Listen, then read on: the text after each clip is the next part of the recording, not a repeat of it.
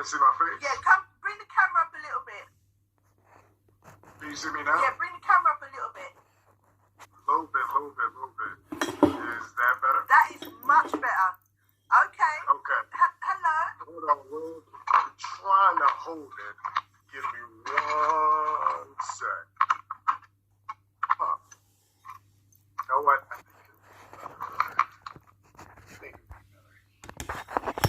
Yeah. Hello. Can you see me? We can see you. Peace to you. What's your name? My name is Mel. Your name is Mel, and are you single, Mel? Yes, I am. Okay, where are you from? Your accent. I'm trying to get the accent. Oh, born and raised in New York. Born and raised in New York. Okay, Yeah. Mel. Okay, and how old are you, Mel? I'm 31. 31. Sorry, I'm gonna end up doing the accent. So, no, how long have you been? Where's my liquor? How long have you been single for, Mel? I would say not too long. I've been dating, so that's not necessarily the case. It's just like just been dating. A good friend of mine who's overseas, she threw your live out. She was like, "This, can you come on this live because this is really interesting." I was like, "This, okay, cool." Well, we're glad to have you here. I don't know if you heard earlier, Mel, about the conversation we was having about black men. No, go right ahead. Go right ahead.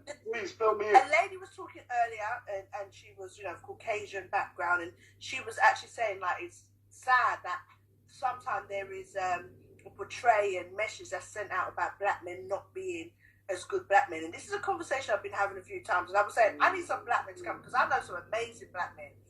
And because of other men that make mistakes, sometimes women, we have a barrier and we will reject men, especially black men who are good black men. Is this something that you've heard or something that you've faced yourself? Yeah. Coming from America per se, let me get here. I'm sorry, because I don't want us to be interrupted. Yes. So coming from America, we go by these fallacies, these falsehoods. And I, for one, know the importance of black love. I go for black love, and I want to marry and procreate with a black woman. And I want people to know that despite what you see on social media, a lot of people have social media for their news, for their outlets, etc. But on the contrary, black love thrives over here in America. Right. More than 80% of black men from each social class, either low, middle, or high, they marry or date black women, and vice versa. Have you ever heard of or do you have any friends that will say black women are too loud, they're too harsh, they're too defensive? No, can't manage them. No, I don't associate with people who speaks bad about us. I don't. Do you feel that it's different in England? Do you ever feel like have you ever been in a situation where you feel like it's not right for you to love black love or say that's what you love? No, because I was raised by black love. I was raised by beautiful black men and beautiful black women. And what did you see? You say you was raised. What did you witness as this beautiful black love? I witnessed the majority of black love, despite me coming from a single parent household. My mother and father was on great levels. It was never no bickering back and forth. It was never that, oh, your mother ain't shit or your father ain't shit. I didn't come from that. I feel like, and I need to explain it, anybody here is listening, and then maybe they're not black descent, African or West Indian descent. My thing is, I need people to understand they do not need to feel like a black person saying they appreciate black love is rejecting or saying any other love is not good. I personally feel like what you're saying is, for centuries of years, Black love Yeah. was either dismissed, broken down, wasn't legal. Let's get it real. Was legal, was broken down, was ripped apart. So you want to embrace it and let people know, forget the stereotype or the negative narrative that is out there, but it does work. Let me add on to that. I tell black people, it's not just when it comes to the engaging of white supremacy / fragility. Like I tell black people, it's not only in America, but it's all throughout the world that they want us to be detrimental and separate from one another. That that's the issue. You're telling me that how am I supposed to love myself entirely if I don't even know who I am? And we've been going through this for hundreds, generations. I'm like this. You need to know who you are. Unfortunately, you have black people all throughout the world trying to figure out who they are, or they feel like their origin started as a slave. So I'm like this.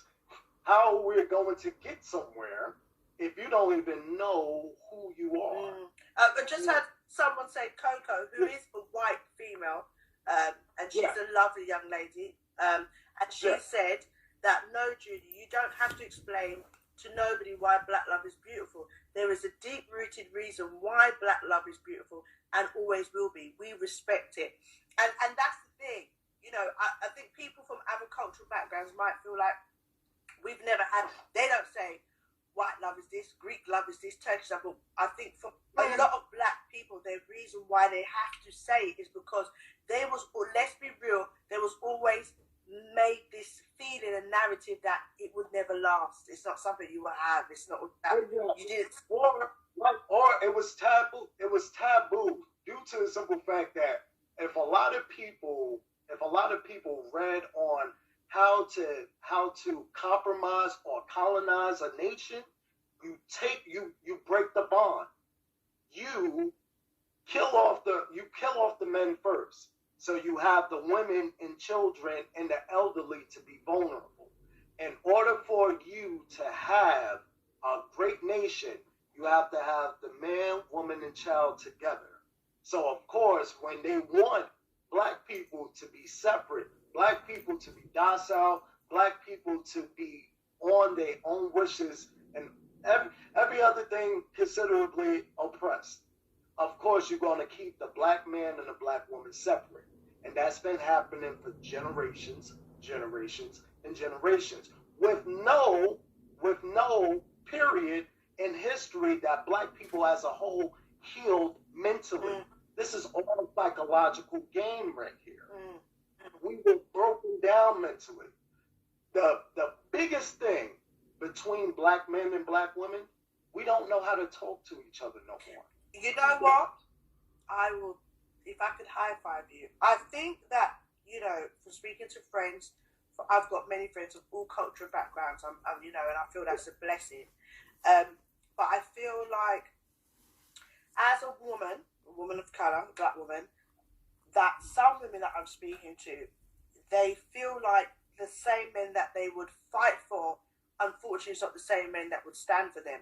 And you've got to remember, if hysterically, like, they feel like they've been let down, and that's whether it's through fathers, partners, whatever.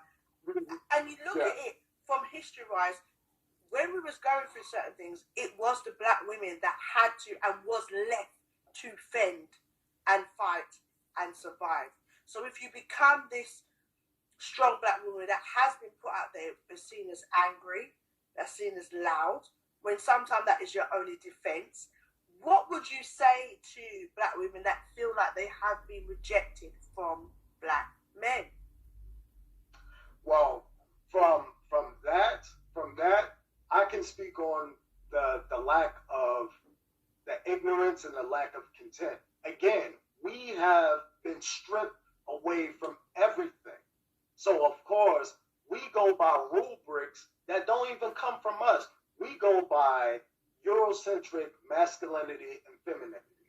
So when you have certain black men that will do that shit to reject black women, that's not a core of what a black man is supposed to be. And for those women, you can't marginalize black men as a whole. Just like when I tell black men, if you have a bad experience with a couple of black women, doesn't mean that all black women are fucked up. I'm not going to do that. See, my whole experience, even now to my adulthood, my experience with black women is fucking phenomenal. Excuse my language. And I must say, if you are a black woman or a black man and you date other people who are not black, there's nothing wrong with that. You date who you connect with.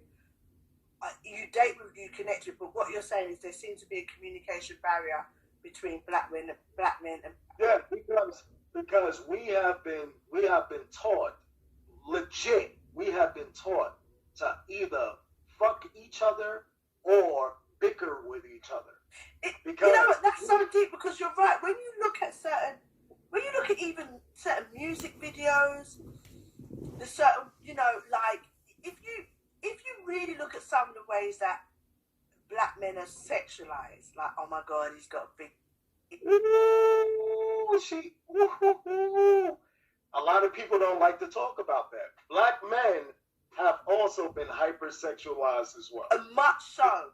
The conversation that will happen is they can F good, they got the stamina, they got the big thing, and these things are put out there which almost detach you from having that emotional connection because that is a thing that is at the forefront of your mind about having a black man, no matter what cultural background you are.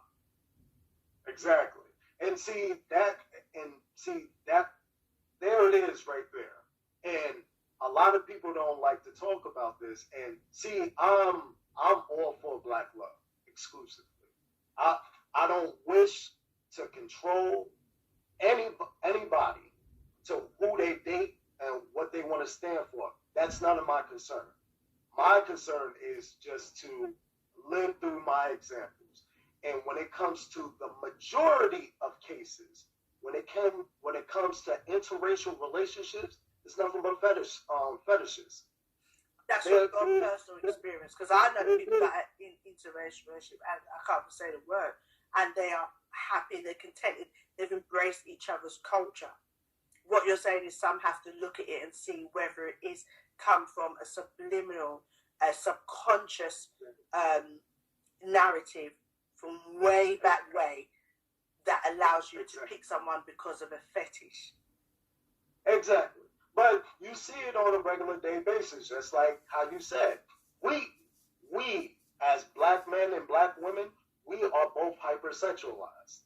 So when it comes to the majority of non-black races, they look at the physical attributes of what a black man and a black woman represents. And just think, who is the most emulated? Us as black people. Even when it comes to non-black women, changing their lips, changing their breasts, changing say now, even as a black man, sometimes you can hold black women and see them in that fetish as well. You hear your own black men or black women talk about these a booty, the shape and all the rest of it. It's something I feel that is out in all, and I just think it's really important for, I did a show about black love on my radio show that I was on, and I spoke about it in the sense of if you are a black couple, if you love someone who is black, if you're raising a mixed race, dual heritage child, black love is bigger than just the man and the woman, but it's also the father and the son, the mother and the daughter. It's your legacy. Yeah. It's your legacy. And also, it's like this, keeping your bloodline going. Because we are the only race, black people are the only race to be conditioned to be like this. Love everyone. Love everyone. But when it comes to our plights, when it comes to the things that we go through, we have to go through the works in order for somebody to actually acknowledge what we're going through, to actually march for for what we're going through. And it's like this: we're not getting anything tangible.